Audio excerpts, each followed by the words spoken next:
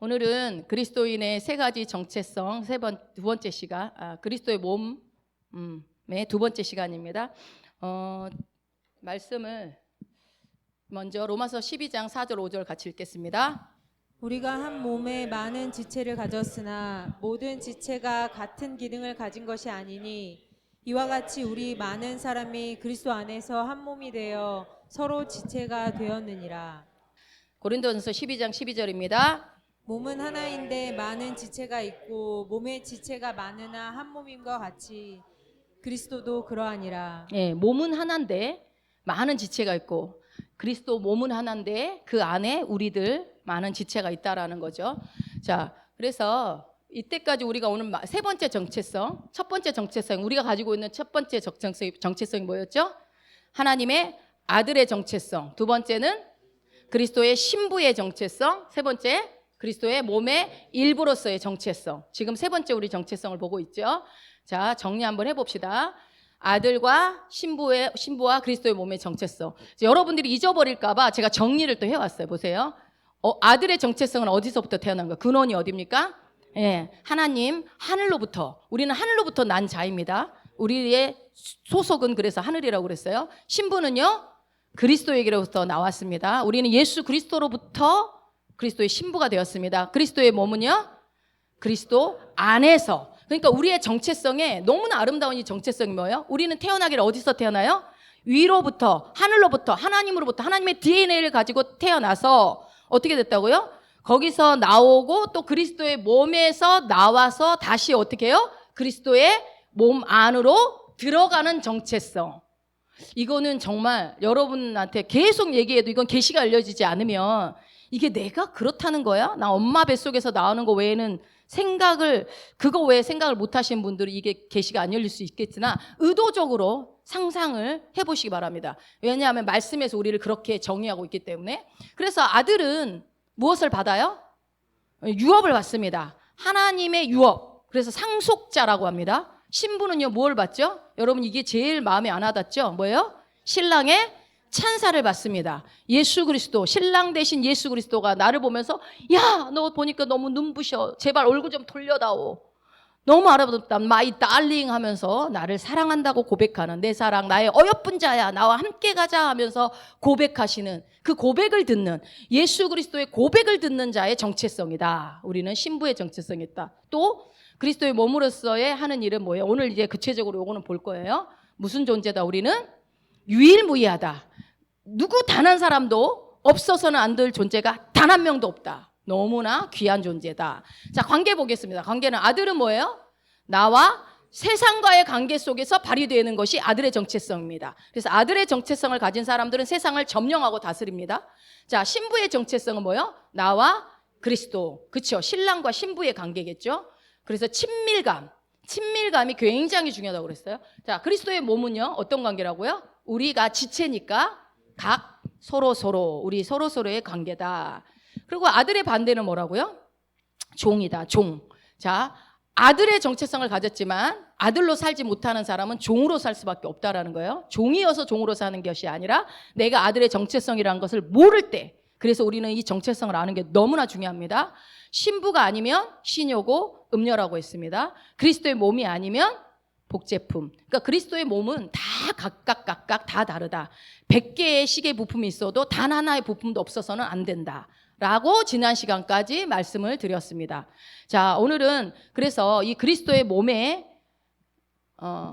부분에 있어서 이제 우리가 은사에 대해서 오늘 말씀을 드린다고 했어요. 은사는 세 가지로 나눌 수 있습니다. 첫 번째는 그냥 은사라는 거 있고, 두 번째는 직임으로써, 세 번째는 성령의 나타남으로 이렇게 볼 거예요. 이제 파란색으로 되어 있는 말씀을 쭉 보면서 말씀을 드릴 건데요.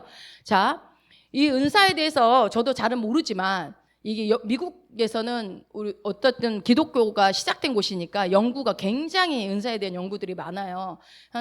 그래서 여기 이 어떤 단체에서 연구한 것들을 살짝 기반으로 해서 여러분들한테 오늘 말씀을 드릴 건데, 이 로마서 방금 전에 읽었나요? 우리 봅시다. 일단 은사는 카리스마라고 해요. 헬라어로 카리스마. 근데 은혜를 뭐라고 그래요? 카리스라고 해요. 카리스. 그죠? 그래서 은혜로 받은 것을 은사라고 한다. 그래서 은사는 자랑할 것이 없다. 오늘은 조금 공부를 할 거니까 잘 들으세요. 선물이다. 근데 여러분 구원을 우리는 뭘로 받았어요? 선물로 받았다. 그래서 은사를 넓은 의미의 큰 의미로 보면은 은사는 뭐다? 구원도 은사에 들어간다라는 거예요. 구원도 은사다. 그렇죠? 넓은 의미로는요. 그러나 협소한 의미로는 자 고린도전서 12장 4절 한번 읽어봅시다. 은사는 여러 가지나 성령은 같고 직분은 여러 가지나 주는 같으며 또 사역은 여러 가지나 모든 것을 모든 사람 가운데서 이루시는 하나님은 같으니 각 사람에게 성령을 나타내심은 유익하게 하려 하심이라. 이것도 마저 읽어봅시다. 은사는 여기서 보면 이게 협소한 의미의 은사입니다. 자, 은사는 여러 가지나 성령은 같고 로마서 12장 6절. 우리에게 주신 은혜대로 받은 은사가 각각 다르니. 예, 이것은 우리가 알고 있는 흔한 그 은사, 협소한 의미의 은사를 얘기를 해요. 그래서 각각 다 은혜대로 받은 은사가 다르다. 그래서 은사는 은혜로 받은 것이기 때문에 자랑할 것이 없다. 자, 로마서 12장 6절부터 8절까지 나오는 이 은사를 한번 보도록 할게요. 한번 읽어보세요. 우리에게 주신 은혜대로 받은 은사가 각각 다르니 혹 예언이면 믿음의 분수대로, 혹 섬기는 일이면 섬기는 일로, 혹 가르치는 자면 가르치는 일로, 혹 위로하는 자면 위로하는 일로, 구제하는 자는 성실함으로, 다스리는 자는 부지런함으로, 긍휼을 베푸는 자는 즐거움으로 할 것이니라. 아멘. 로마서 12장에 나오는 것이 이게 은사입니다. 여러분, 이게 은사라고 정의하는 은사예요. 이건 몇 가지가 있습니까? 7가지가 나와요. 7가지가. 그런데 이것을 어떤 연구자료에서는 동기의 은사라고 해요. 동기의 은사. 자, 왜 그런지를 말씀드려 볼게요. 자, 이 은사는 로마서 12장에 나오는 이 7가지 은사는 예수 믿는 사람에게만 있을까요? 안 믿는 사람에게도 있을까요? 뭐라고요? 모든 사람에게 다 있습니다. 근데 성경 우리가 은사라고 하면 예수 믿는 사람만 기도 중에 받는 것으로 우리는 알고 있어요. 그렇지 않다라는 거예요. 자, 우리가 그러니까 이 로마서 12장에 나오는 6절부터 8절까지 나오는 이 은사는요. 우리가 은사 그러면 기도하다 하나님이 주신 거 그 은사로 생각하시면 안 된다라는 거예요. 이거는 뭐냐면요. 안 믿는 사람에게도 다 있는 거예요. 그렇지 않습니까? 섬기고 구제하고 위로하고 이거 안 믿는 사람들도 다 합니다. 가르치는 거. 은사 굉장히 탁월한 사람들 있죠. 그래서 이거를 뭘로 보냐면 성향으로 봅니다. 성향. 그 사람 안에 있는 성향. 그러니까 쉽게 얘기하면 여러분 MBTI 여러분들 MBTI 검사해 보셨죠? 내 MBTI가 뭔가 그러면 그 사람의 기질, 성향에 따라서 이러이러한 유형으로 나오는 거 있죠. 그래서 모든 사람들이 갖고 태어나는 거 그것을 우리가 갖고 태어나는 건데 그걸 은사라, 카리스마. 그래서 예수 안 믿는 사람들 저 사람 카리스마 있어 보여. 그런 얘기하죠. 예, 모든 사람들에게 하나님이 주신 기질, 성향 그거를 뭐라고 그런다? 은사라고 한다. 그런데 모든 사람에게 이게 다 있진 않아요. 7가지가. 한 사람에게 그 7가지가 다 있지는 않다라는 거예요. 그러니까 각각의 우리 모든 사람에게 있는데 그 사람에게 특별히 기울어져 있는 더 많이 나타나는 것을 보고 저 사람의 성향은 저 사람의 기질은 하면서 특별히 더 드러나는 것을 그 사람의 은사라고 보는 겁니다. 자, 주님은 이 7가지를 다 갖고 계셨을까요? 안 갖고 계셨을까요? 예, 유일하게 예수님만 이 7가지를 다 갖고 계셨습니다. 그러나 우리 인간은 이 7가지를 다 가지지 못합니다. 그래서 우리가 사람을 의지하면 안 됩니다. 인간에게는 예수님이 갖고 있는 그거 7가지 은사가 다 있지 않아요. 다 각각 이렇게 특별하게 몇 가지가 더 기울어져 있어요. 그래서 동기의 은사라고 합니다. 그래서 예를 들어서 설명을 해드릴게요. 이제 사고가 났어요. 사고가 났는데 어떤 사람이 피를 철철 흐르고 있어요. 그래서 그 어떤 사람이 뛰어가가지고 어떤 사람은 피를 닦아요.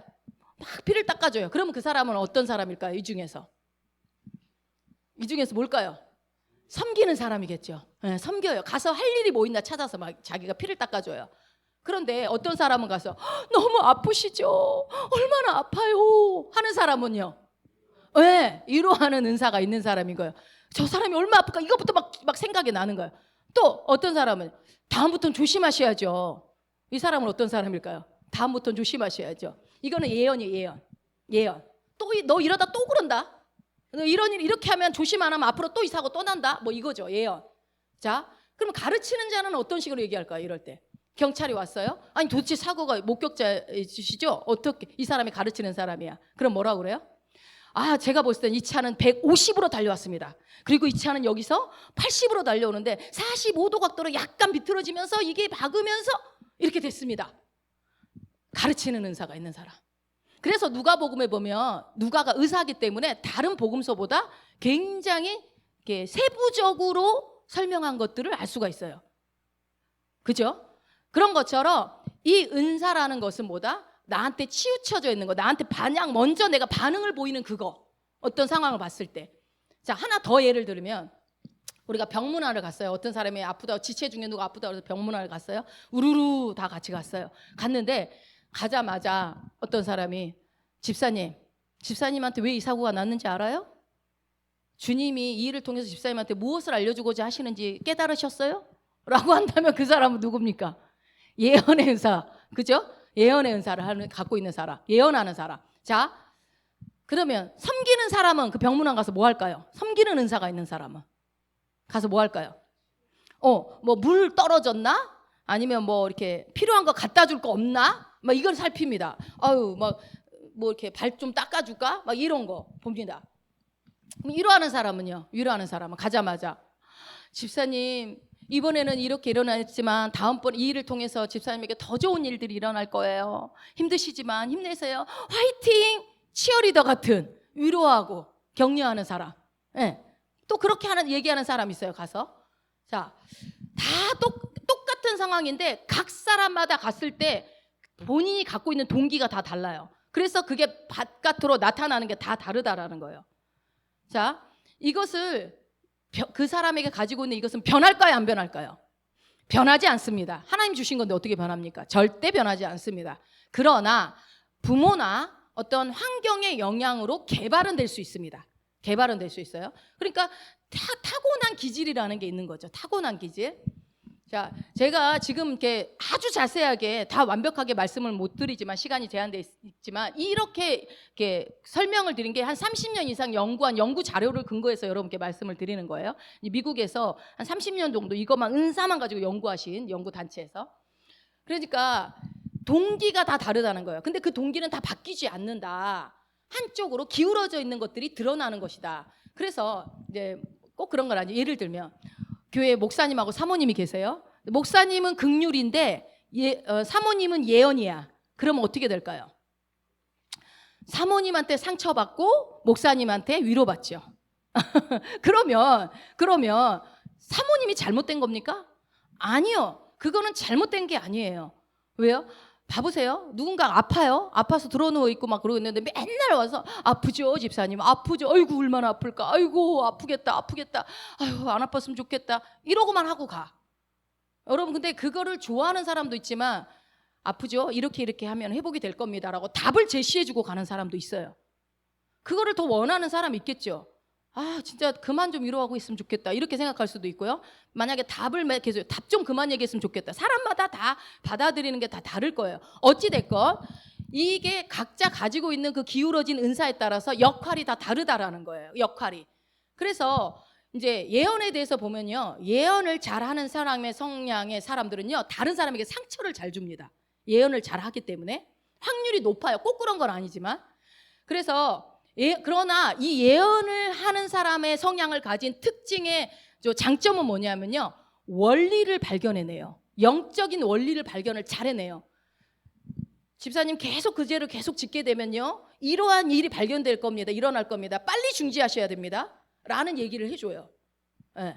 원리를 집사님 그렇게 계속 심으시고 구제하셨으니 아마 이러이러한 일들이 일어날 겁니다. 집사님의 삶 가운데 이렇게 원리를.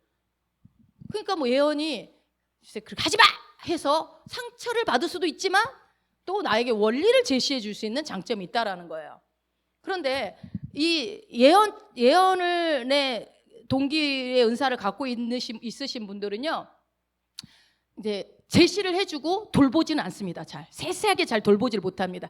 제일 세하게 친밀하게 돌보는 걸 제일 어려워해요. 그래서 그런 분 옆에는 섬기는 자가 붙으면 좋습니다. 그러면 같이 밸런스가 맞겠죠. 근데 내가 가르쳐줬으면 니네가 알아서 해야지 이거예요. 예언을 하는 사람들. 말해줬잖아. 원리 알려줬잖아. 그럼 알아서 해야 될 거 아니야. 이렇게 되는 거죠. 자, 어쨌든 우리가 어떤 사건을 만났을 때 나의 반응을 보는 거예요. 내가 어떻게 반응하는가. 그래서 저 사람과 나의 반응이 다르다고 해서 저 사람이 맞고 나는 틀리고 내가 맞고 이 사람은 틀리고 이게 아니라는 겁니다. 그 사람이 갖고 있는 어떤 그 기질에 그 은사에 따라 다르다는 거죠. 근데 우리나라는 대부분이 긍휼을 좋아해요. 그렇지 않습니까? 대부분이 위로, 긍휼을 좋아합니다. 그러다 보니까 뭐 어떤 문제 해결을 직접적으로 도와주는 것보다도 위로해주고 격려해주고 뭐 이런 것들을 더 좋아하는 성향이 많이 있죠. 뭐 그거는 뭐 국민성이니까 어떻게 할 수가 없겠지만 또 안 그런 사람도 있어요. 문제 해결을 시원하게 구구절절 얘기하지 않고 그냥 답만 얘기해 주는 것을 또 좋아하는 사람들도 있어요. 근데 이건 바뀐다 안 바뀐다? 안 바뀐다는 겁니다. 그러니까 안 바뀌기 때문에 그 사람 때문에 힘들어할 필요 없어요. 어떤 그 사람의 성향 때문에 기질 때문에 힘들어할 필요는 없다라는 거예요. 자, 예언적 스타일들은 그러니까 저도 약간 예언적 스타일인 것 같아요. 예언적 스타일들은 다른 사람에게 상처를 줄 수 있기 때문에 언제나 어떻게 해야 돼요? 말하기 전에 한 번 더 생각하고 조심해서 말을 해야 합니다. 나는 사랑해서 하는 말인데 그 말이 그 사람에게 상처가 될 수 있다라는 것까지 생각을 해야 돼요. 근데 그 생각을 못하면 나는 사랑해서 그 사람을 위해서 한 말이야 라고 이제 덮어버릴 수도 있죠. 자, 그러니까 그렇지만 어찌 됐건 간에 이 예언의 은사를 갖고 있는 분들의 특징은요, 항상 고쳐주고 싶어해요. 그 사람을 고쳐주고 싶어하는 그 성향이 있어요. 문제가 보이면은 그 답을 제시해주고 싶어서 못 견뎌요. 그러다 보니 안 바뀝니다. 절대로. 그러면은 어때요? 상처받지 말고 이 사람은 이런 스타일이구나, 이런 은사가 있구나라고 이해하시면 됩니다. 아시겠죠? 그런데 반대로 위로는 잘해. 위로는 잘하는데 답을 못 줘. 그런 사람들은 어떨까요? 그런 사람들은? 그러니까 그 사람은 그냥 위로만 하면 돼요. 답 줄 생각하지 마세요. 괜히 어설프게 답 주려다가 괜히 또 위로도 못할 수도 있어요. 그러니까 다 각자의 자기에게 맞는 사역의 방법이 있다라는 거예요. 이것이 은사다. 카리스마.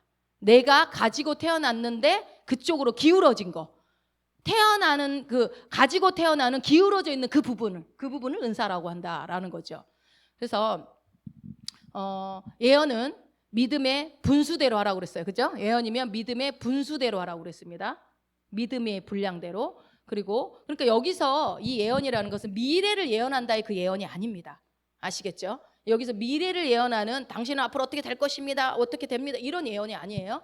그래서 그러니까 이렇게 하는 거죠. 집사님 지금 계속 그렇게 하시면 이렇게 되고 이렇게 될 겁니다. 라고 얘기해 주는 거. 이런 거. 그런 사람. 예. 그것을 말합니다. 하나님 나라의 원리를 말해주는 거. 그것이 예언이죠. 그래서 대부분이 여기 앞에서 설교는 거의 예언이 많습니다. 앞에서. 그래서 목회자의 설교에 위로를 받기도 하고 어떨 때는 상처도 받기도 하고 그러지만 상처를 받을 필요 없어요. 예언해 주시는 거구나. 나에게 답을 알려주시는 거구나. 원리를 말씀해 주시는 거구나. 이렇게 들으시면 되는 거예요. 자, 그래서 어떻게 해야 된다고요? 믿는 만큼만 하면 돼요. 예언은. 쓸데없이 나 예언 막 한다고 막 그냥 말씀 믿지도 않으면서 말만 막 하는 거 그거 좋지 않습니다. 내가 말씀 많이 알고 있다고 해서 막 할 필요 없어요. 내가 믿는 것만 얘기하면 됩니다. 예언은. 그러면 이 다스리는 사람은 섬기는 사람들은요. 어떤 사람들은 옆에서 이렇게 많이 이렇게 잘 도와주고 섬기긴 하는데 이 사람들의 단점이 있어요. 단점이 뭐냐면 섬기는 사람들은 섭정을 할 수 있어요. 섭정이 뭡니까? 나서서 내가 이렇게 얘 말하고 막 어떻게 주도하고 이걸 못 해요. 그러니까 어떻게 해요? 좀 이렇게 세력이 있는 힘이 있는 사람 옆에 붙어서 통치하려고 해요. 그러면 안 됩니다. 그 사람을 움직여가지고 그 옆에 사람을 움직여서 힘을 발휘하려고 하는 그런 것들이 있습니다. 그래서 섬기는 사람들은 어떻게 해야 돼요? 자기가 그냥 섬기는 일까지만 하시면 됩니다. 그러니까 내가 여기서 7가지 중에 다 있어요. 우리 안에. 그거 내가 잘하는 거 그것까지만 하면 돼요. 구제를 내가 잘한다면 그냥 구제까지만 내가 마음에 감동되는 것까지만 하면 되는데 그 사람이 인생을 책임지겠다 막 이렇게 하면 안 된다는 거예요. 그렇죠? 그래서 바울이 로마서 12장에서 예언이면 믿음의 분수대로, 섬기는 일은 섬기는 일로, 가르치는 자며 가르치는 일로. 똑같은 말을 지금 계속 하고 있죠. 왜요? 그냥 그것만 하라는 거예요. 나한테 있는 그것만. 뭐 2-3가지 있을 수도 있어요. 그죠? 근데 보면은 긍휼을 베푸는 자는 뭐로 하라고 돼 있어요? 증거. 왜 그럴까요? 이 긍휼을 베푸는 걸 누군가 보면 막 불쌍해하고 안쓰러워하고 막 안타까워하고 막 그런 사람들이 있어요. 하나님 주신 은사죠. 근데 그런 사람들의 단점이 뭐냐면요, 상대방의 감정에 같이 빨려 들어갑니다. 그래가지고 그 사람의 감정에 같이 매몰돼 버려요. 그래서 어떻게 돼요? 그 사람 막 위로하고 긍휼히 여기다가 자기도 막 슬퍼져가지고 막 자기도 힘들어지고 막 그런 분들은, 그래서 내가 긍휼히 여기는 건 좋은데 어떻게 하라고 돼 있어요? 즐거움으로 하라는 거예요. 그 사람이 힘들고 어렵다고 해서 같이 빨려 들어가지 말라는 거죠. 아시겠죠? 여러분들 아마 자기가 뭘 잘하고 있는지, 아마 어느 쪽으로 기울어 있는지 알고 있을 거예요. 그러니까 내 단점은 어떻게 해야 돼요? 보완을 하고 장점은 어떻게 해야 됩니까? 계속 성장시켜 나가야 합니다. 계속 개발해 나가야 돼요. 그래서 기질이 없어지지 않으니까. 근데 말씀으로 우리가 생각을 새롭게 하면 변화되어집니다. 이것이 은사라고 얘기하고요. 자, 은사의 세 가지 구분을 다시 한번 정리했습니다. 은사를 세 가지로 뭐뭐 했어요? 은사, 직임, 성령의 나타남. 고린도전서 12장 4절 읽어봅니다. 은사는 여러 가지나 성령은 같고. 네, 거기까지. 은사는 여러 가지인데 성령은 같대요. 이게 왜 그러냐면 똑같은 성령님이잖아요. 성령님은 한 분인데 어떤 사람은 막 맨날 지적하는 사람이 있고 어떤 사람은 항상 위로하는 사람이 있어요. 왜 그래요? 성령님은 한 분인데 왜 그런 건가요?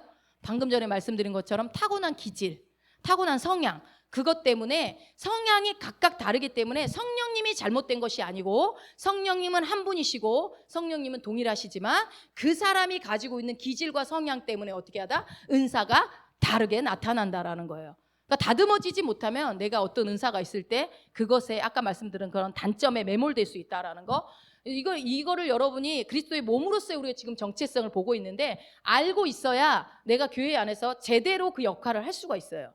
잘못하면 그래서 교회가 다툼이 일어나고 갈라지기도 하고 문제가 생기기도 합니다. 이걸 잘 모르면. 자, 두 번째, 고린도전서 12장 5절.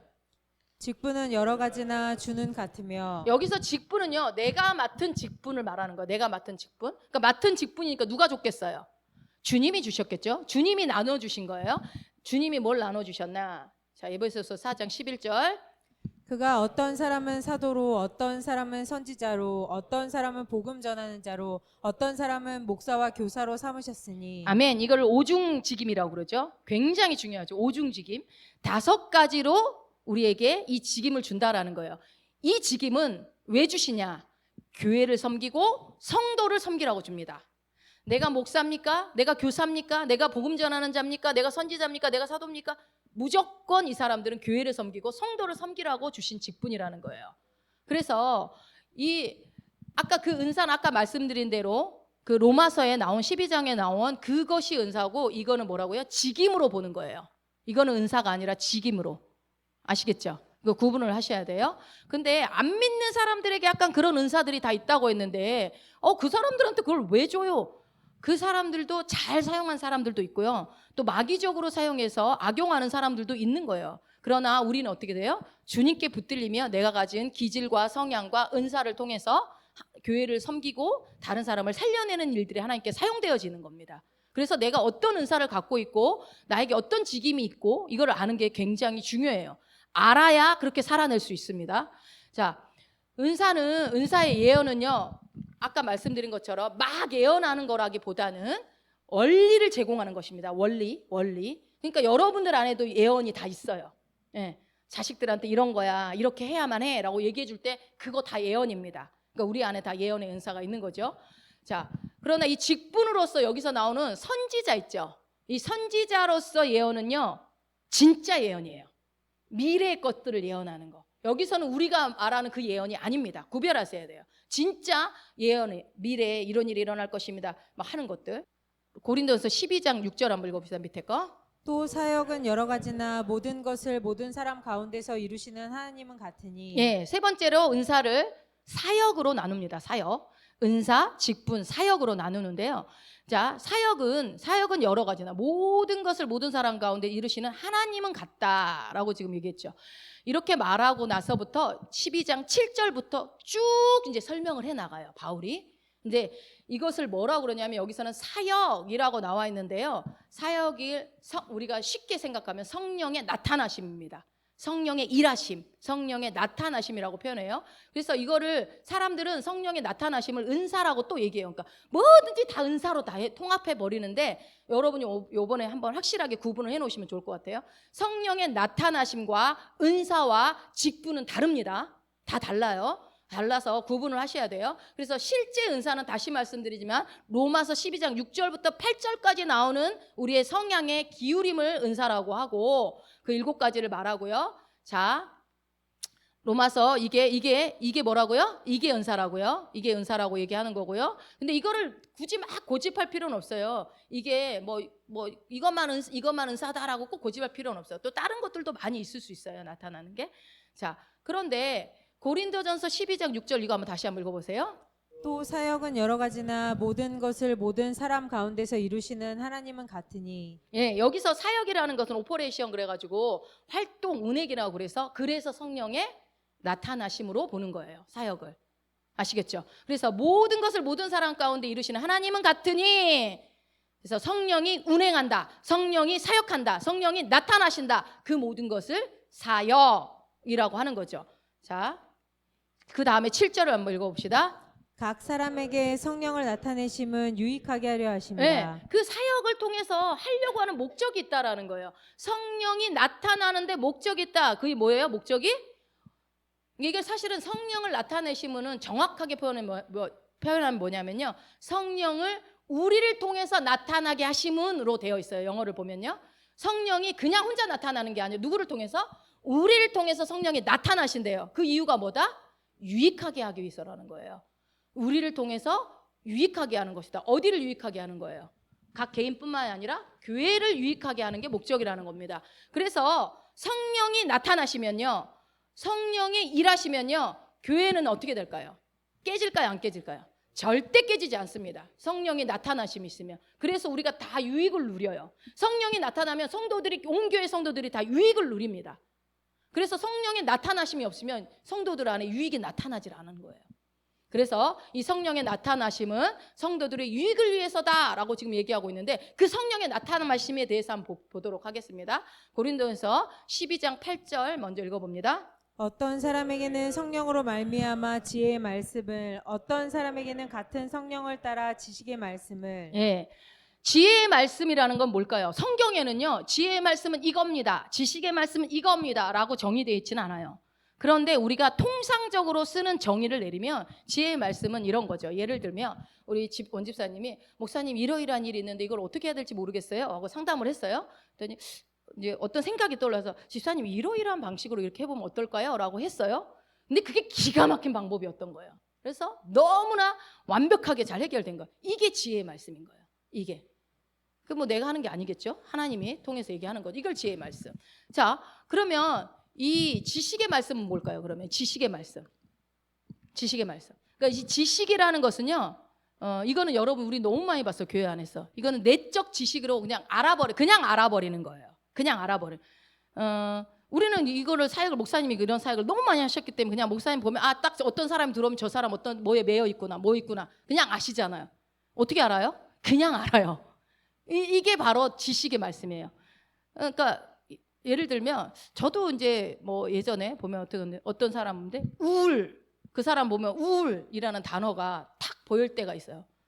뭐지? 그런데 얘기해 보면 이 사람이 우울증에 시달리고 있는. 그러니까 그런 것들을 내가 알고 싶어서가 아니라 하나님이 그냥 알게 만드는 거. 여러분들도 아마 한 번쯤 경험이 있을 거예요. 그냥 알게 하는 거. 이게 내적 확신으로 알게 되는 거. 이거를 지식의 말씀이라고, 지식의 은사. 뭐 왜 할까요? 그냥 아는 거 모르겠어요. 하나님이 알게 해주시는 거겠죠. 자, 근데 지혜는 이렇게 하면 좋겠다. 이런 게 지혜고 지식은 이렇다라는 거 알면 되고요. 자, 그 밑에 거 읽어봅시다.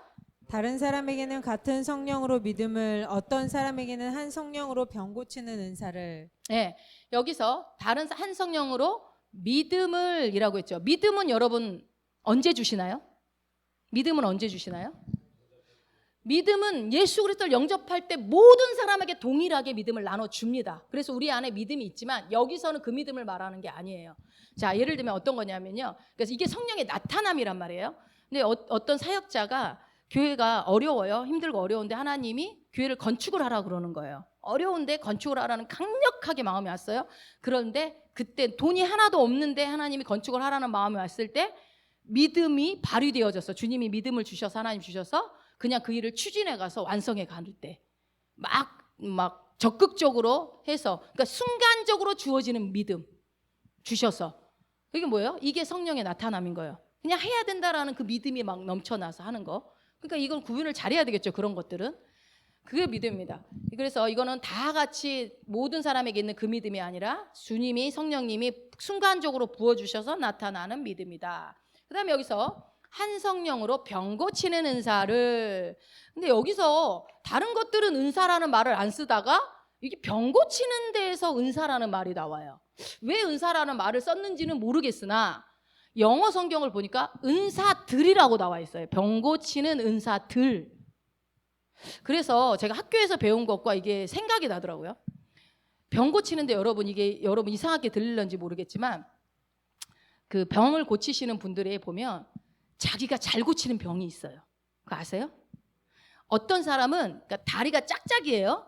그러면 그 길이를 맞추는 거를 당연하게 너무너무 잘 고치시는 분들이 있어요. 다리가 짧거나 팔이 짧거나 해서 이렇게 맞추는 거 있죠. 그런 거 아주 기가 막히게 그냥 100점 100승 그냥 100%다 고치시는 분이 있어요. 왜요? 그 부분에서 굉장히 계시가 활짝 열려져서. 근데 그분이 다른 병은 또 잘 못 고쳐. 그러니까 사람마다 어떤 분은 또 어떤 병? 예를 들어서 불치병 같은 것만 아주 전문적으로 잘 고치시는 분도 있고. 그게 이제 그 사람들마다 그 어떤 병에 대해서 내가 어떤 분이 그 병에서 낫게 되면 그 병을 잘 고치시는 분들이 있잖아요. 그런 분들도 있을 수 있고 아니면 또 이게 그 짝짝인 발을 고치시는 분들의 특징을 물어보니까 과학적으로 이거는 속으로 들어가 있는 거니까 빼내면 되지라고 하니까 잘 고쳐진다고 그러더라고요. 생각을 할 때. 그래서 팔 짧거나 발 짧거나 손가락 길이 짧은 거는 일 없이 그냥 맞춘다고 그래요.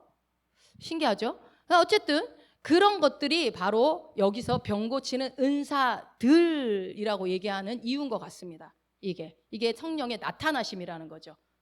네. 자, 그 다음에 또 볼게요. 고린도전서 12장 10절입니다. 어떤 사람에게는 능력 행함을, 어떤 사람에게는 예언함을, 어떤 사람에게는 영들 분별함을, 다른 사람에게는 각종 방언 말함을, 어떤 사람에게는 방언들 통역함을 주시나니. 예. 자, 이게 지금 성령의 나타나심이에요. 능력 행함이라는 건 뭐냐면요. 기적 사역을 말합니다. 기적 사역. 여러분, 기적과 치유는 다릅니다. 치유는요. 아픈 곳을 고쳐지는 것을 치유라고 한다면 기적은 뭐예요? 연골이 다 닳아가지고 연골이 없는데 연골이 새로 생겨나는 거. 그리고 분명히 손가락 하나가 없었는데 새로 만들어지는 거. 없던 것이 새로 만들어지고 하는 것들이 기적이에요. 그래서 여기서 능력 행함이라는 것은 치유를 말하는 게 아니라 기적을 일으키는 것을 말합니다. 그래서 장기가 하나 없는데 새로 생겼다든지 이런 것들, 이걸 말해요. 이런 일들이 일어나나요? 안 일어나나요? 실제로 일어나니까 말씀하고 있겠죠. 그러면 여기서 예언함이라는 것은 뭘까요? 예언함.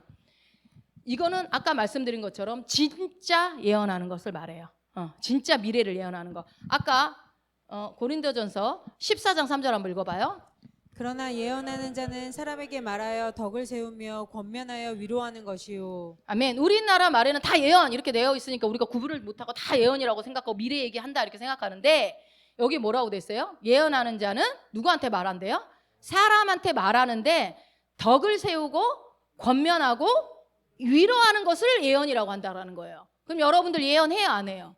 다 하고 있어요. 다 하고 있죠. 네, 덕을 세우고 권면하고 위로하는 거.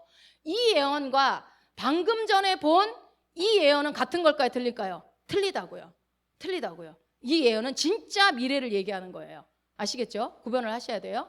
자, 그 예가 신약에 나와 있어요. 한번 읽어봅시다. 사도행전 11장 28절.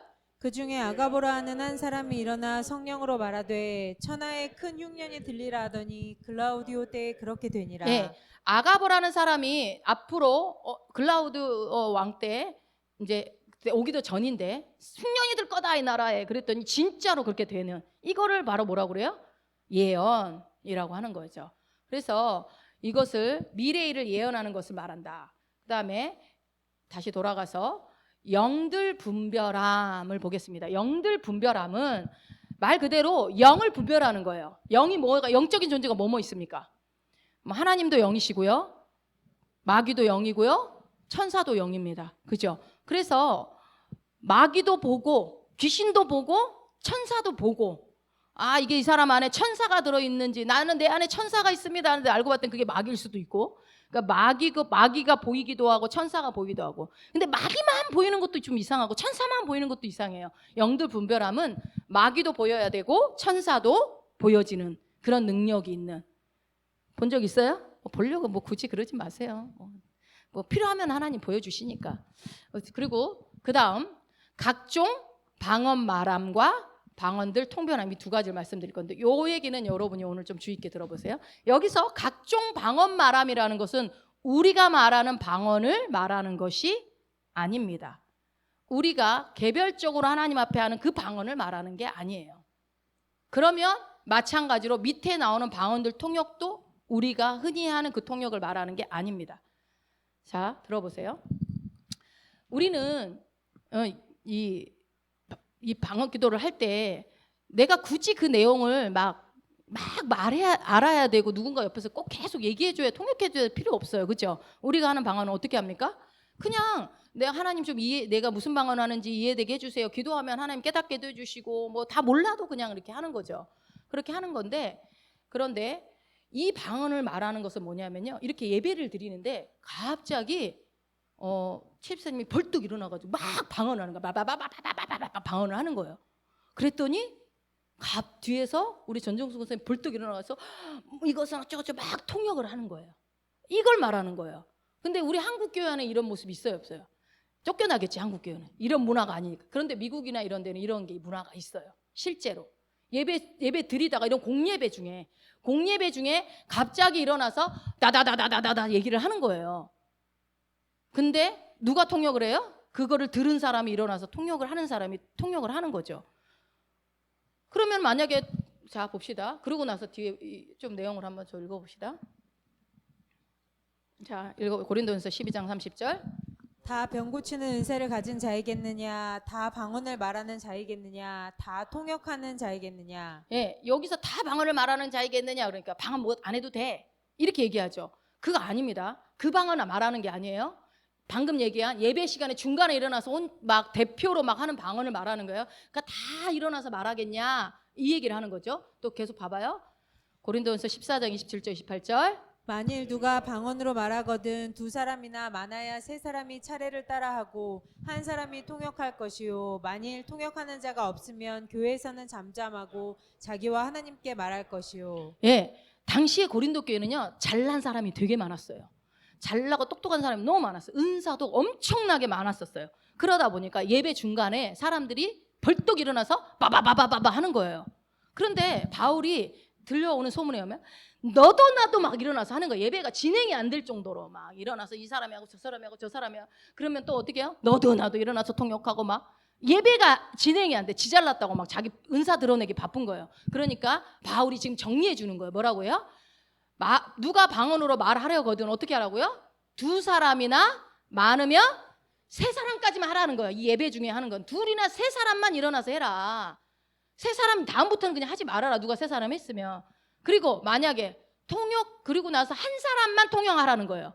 누가 한 사람 통역했어요? 또 다른 통역을 해요? 이 통역을 해요? 정신이 없는 거예요, 예배가. 그러니까 통역을 하려고 하면 어떻게 하라? 한 사람이 통역할 것이요. 만일 통역하는 자가 없으면 어떻게 하라고요? 아무도 일어나서 방언하지 말라 이거예요. 일어나서.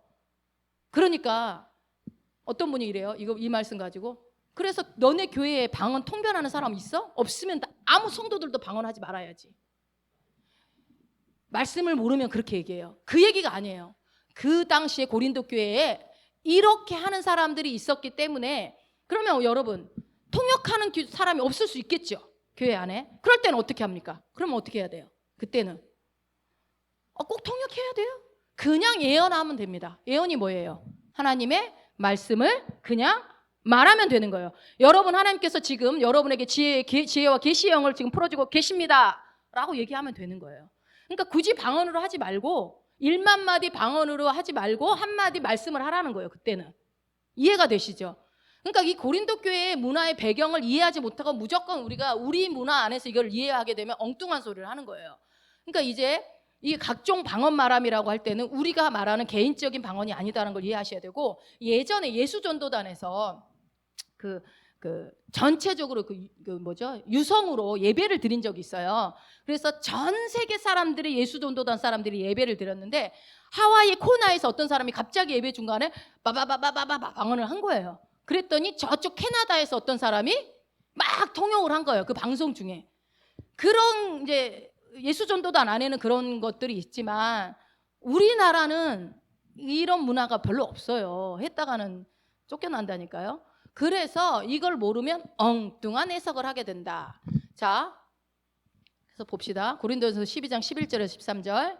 이 모든 일은 같은 한 성령이 행하사 그의 뜻대로 각 사람에게 나누어 주시는 것이니라. 몸은 하나인데 많은 지체가 있고 몸의 지체가 많으나 한 몸임과 같이 그리스도도 그러하니라. 예. 그래서 모든 일은 성령께서 행하시는데 누구의 뜻대로? 그 성령님의 뜻대로. 그러니까 성령의 나타나심은요, 내가 구한다고 나타나는 게 아니에요. 그분의 뜻 가운데 나타나는 겁니다. 그래서 저에게 지혜의 말씀을 주시옵소서 한다고 해서 그 지혜의 말씀이 임하는 게 아니라고요. 성령님의 뜻대로 하는 거예요. 그러면 성령님의 뜻이거든 하면서 하셔야죠. 안다면 아니구나 이렇게 생각하면 되는 거죠. 그러니까 필요에 의해서 그분의 뜻대로 나눠준다. 그리고 고린도전서 12장 7절 말씀처럼 각 사람에게 성령이 나타나게 하심은 어떻게 한다고 그랬어요? 유익하게 함이라고 그랬어요. 유익하기 위해서. 그러니까 어떤 은사가, 성령이 이런 방언의 은사든 통역의 은사든 이런 것들이 나타나는 건 결국은 뭘 해야 돼요? 유익이 나타나야 되는 거예요. 유익이. 그러니까 서로에게 유익이 되려고 하나님이 성령이 나타나는 것이 나를 자랑하려고 나타나는 게 아니라는 거죠. 그래서 성령은요, 질서의 하나님이십니다. 그런데 고린도 교회는 어때요? 질서가 없는 거예요. 자기를 드러내려기 바빴던 거죠. 방언을 막 내가 더 잘해, 네가 더 잘하냐, 내가 더 잘하냐 이렇게. 그래서 결국은 뭘 알아야 된다고 그래요? 바울이 성령님은 질서의 성령 하나님이시고, 그래서 유익이 되어야 한다. 너의 그 방언이 일어나서 하는 그 방언이 유익이 되지 않으면 하지 않는 게 낫다 이런 거죠. 그래서 우리가 모르는 은사에 대해서 우리는 하나님이 안 나타나요. 그래서 한국 교회 안에 이게 안 나타나요. 이런 문화 자체가 우리나라 사람들 아예 받아들이지도 못할 뿐더러 누군가 했으면은 모르겠어요. 어떤 집회 때나 한두 번 일어날 수 있을라나? 그러지 않고는, 그래서 성령님은요, 우리가 모르는 은사를 막 갑자기 막 집사님 일어나도 바바바바 시키고 막 그러지 않아요. 절대 안 나타나요. 자, 이거에 대해서는 여러분이 조금 오해를 좀 더 풀려야 되기 때문에 조금만 더 얘기할게요. 고린도전서 12장 30절. 다 병 고치는 은사를 가진 자이겠느냐? 다 방언을 말하는 자이겠느냐? 다 통역하는 자이겠느냐? 예, 제가 평생에 이 말씀 한 구절 가지고 방언을 말하는 자이겠냐 하면서 방언 안 해도 된다. 방언 해도 되고 안 해도 된다. 그렇게 저는 설교를 들어왔어요. 그리고 정말 가장 가까운 측근에 있는 목사님들도 그렇게 가르쳤어요. 청년 때. 저는 그렇게 배웠어요.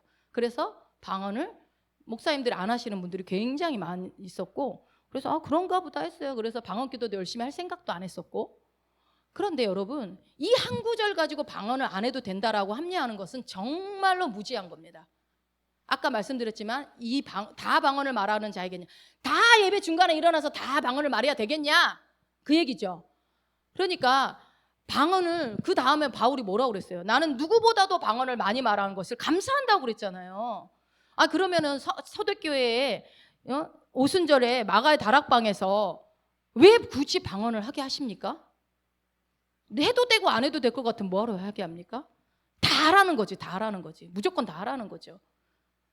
그래서 여러분, 만약에 누가 이 고린도전서 12장 30절 가지고 이거 봐라, 방언 다 말하는 자이겠냐? 그러니까 방언 안 해도 돼 라고 얘기를 한다면 아니야 라고 이게 설명할 수 있어야 돼. 그 얘기가 아니야. 그 얘기는 우리가 하는 그 방언을 말하는 게 아니야. 이렇게 얘기를 해주셔야죠. 아시겠죠? 이제 설명하실 수 있으시죠? 오해도 안 하셔도 되죠? 다시 봅니다. 은사의 세 가지 기분 뭐라고요?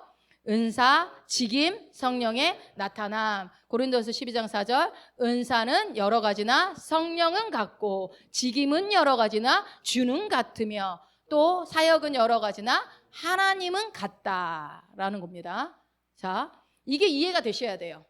이게 구분이 은사, 직임, 사역이 성령의 나타나심이 오늘 확실하게 구분되시기 바랍니다. 그래서 고린도전서 12장에서 은사는 여러 가지나라고 되어 있죠. 저거는 로마서 12장에 이제 쭉 보여주면서 정리할게요. 이제 마무리할게요.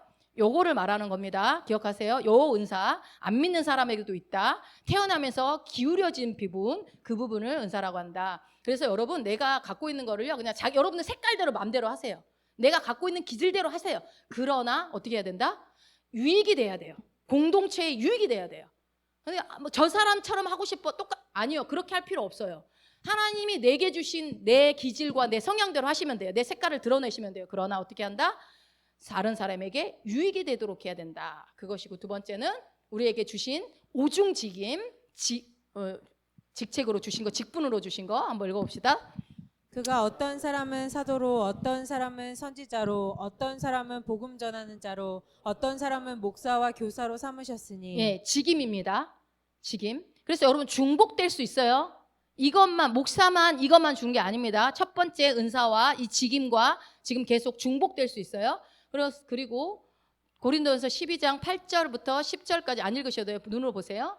어떤 사람에겐 지혜, 방금 다 말씀드렸어요. 지식, 믿음, 병 고치는 은사, 능력, 예언, 영들 분별함, 각종 방언 말함, 방언들 통역함. 여기서 방언에 대해서만 구별을 잘 하시면 되고, 여기서 나오는 그 예언은 진짜 미래에 대한 예언이다. 영들을 분별하는 거, 요거는 성령의 나타나심이라고 그랬어요. 근데 이거는 내가 구한다고 되어지는 것은 아니다. 성령님이 때에 따라 그분의 뜻대로 주셔서 나타나게 하시는 것이다. 그래서 우리는 자랑할 것이 없다. 그래서 여러분 우리가 이제 정리를 할게요. 우리가 7가지 은사 중에서 하나만 있을 수도 있고 2개 있을 수 있고 3개도 있을 수 있고 4개도 있을 수 있고요. 많은 사람은 5개, 6개도 있을 수 있겠죠. 근데 완벽하게 7개는 없어요. 그리고 아까 오중직임 중에 여러분들 다 있어요. 교사도 있고 목사 있고 복음 전도자 다 하나씩 들어가요. 중복이 되겠죠. 그 다음에 세 번째에서 여기서 지혜의 말씀, 지식의 말씀, 예언, 이거 다 여러분들 하는 것도 있고 안 하는 것도 있고 있어요. 자, 이런 것들로 어떻게 하라는 거야? 교회를 섬기고 그리스도의 몸의 일부로서의 정체성은 이거를 알아야 내가 그리스도의 몸의 일부로서 살아가지 않겠습니까? 그래서 이 중에 하나를 가질 수도 있고 오중직임 중에는 없을 수도 있고 뭐 그럴 수 있어요. 그러나 하나도 없는 사람은 단 한 명도 없습니다. 누구나 다 있습니다. 근데 어떤 사람은 더 많이 있고 더 없다고 해서 그것 때문에 여러분들이 비교할 필요는 없다. 저 사람은 앞에 나와서 왜 이렇게 찬양을 잘할까 이렇게 말할 필요 없다. 왜 그러냐면 여러분 저 예전에 청년 때 앞에서 찬양 인도하니까요 어떤 형제가 와가지고 찬양하지 말라고 그러더라고. 듣기 싫다고. 목소리가 너무 안 좋다고. 제가 그 말에 알았어 나는 안 할게 하고 안 했다면 지금 여러분 앞에 제가 찬양을 할 수 있었을까요? 자, 제가 예전에 직장 다닐 때 우리는 1년에 한 번씩 강의 대회가 있었어요. 회사에서. 그래서 지구장들은 다 원고를 준비해서 앞에 나가서 막 강의를 해야 됩니다. 그래갖고 전국에 있는 그 교원에 다 모여서 이제 뭐 그렇게 대회를 해요. 저는 항상 예선에서 탈락했습니다. 왜요? 떨려가지고 말을 못해요. 앞에서 쓰면 그냥 원고가 하나도 생각이 안 나요. 그래가지고 서서 거의 몇 마디 못하고 내려올 때가 많았었습니다. 그래서 대회를 나가본 적이 없습니다. 예선 탈락을 항상 해서. 수줍어서. 떨려서. 여러분들 지금 웃지만 제가 그랬던 사람입니다. 그런데요, 제가 그래서 나는 목사 못하겠구나, 나는 찬양인도 못하겠구나, 제가 그때 그걸 다 포기해버렸다면 여러분은 저를 어떻게 누리시겠습니까? 못 누리지. 지금 마음껏 누리고 계시잖아요. 그러니까 여러분 우리가 이게 누군가의 평가, 누군가 뭐라고 하는 거 그런 거 중요하지 않아요.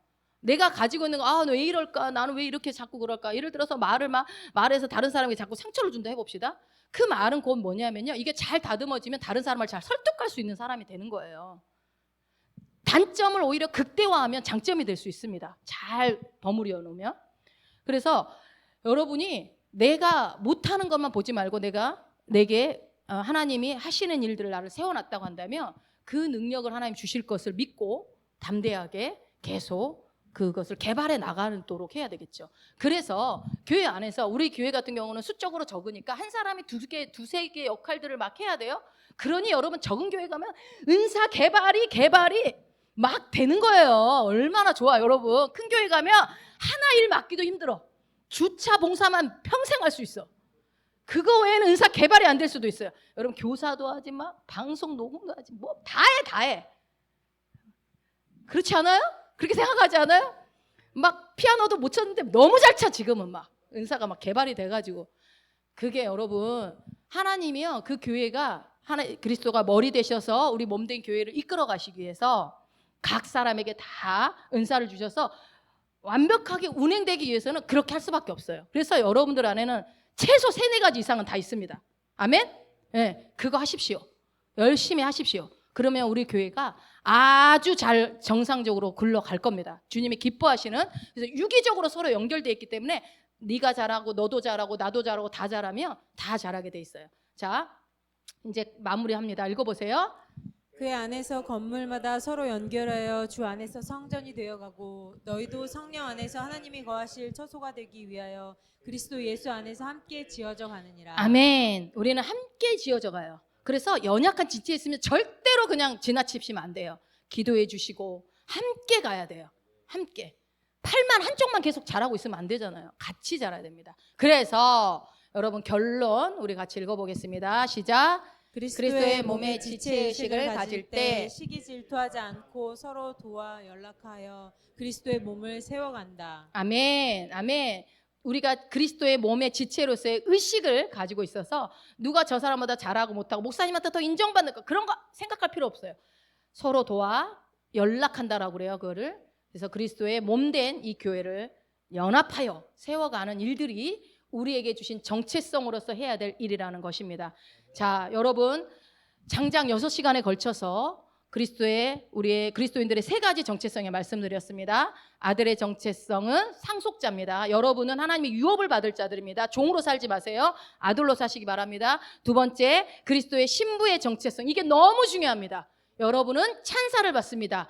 예수님이 여러분을 사랑한다고, 너무 사랑한다고, 정말 너를 보기에 눈이 부셔서 너를 볼 수 없을 정도로 너를 사랑하고 있다라고, 내가 사랑받는 자라는 것에 대해서 그 정체성을 여러분은 반드시, 이거는 절대로 잊어버리시면 안 돼요. 이건 너무너무 중요해요. 그리고 오늘 마지막으로 본 그리스도의 몸의 한 지체로서의 이 정체성은 똑같은 사람은 단 한 명도 없습니다. 나와 똑같은 사람 단 한 명도 없습니다. 나는 하나님의 유일한 걸작품입니다. 너무나 소중하고 귀중한 세상에 단 하나뿐인 걸작품들이 여기에 다 모여 계시는 겁니다. 그래서 똑같은 사람이 아니고 각자에게 주신 은사와 직임과 성령의 나타나심을 따라서 교회는 성장해 갈 것입니다. 그 일들에 여러분들이 항상 이 정체성 3가지를 기억하셔서 이 땅에 사는 날 동안 교회에서 주님의 섬기는 이 시간 동안에 항상 기쁘고 감사함으로 주님을 섬기는 최고의 신앙생활 하시기를 예수 이름으로 축원드립니다. 아멘. 우리 같이 찬양합시다.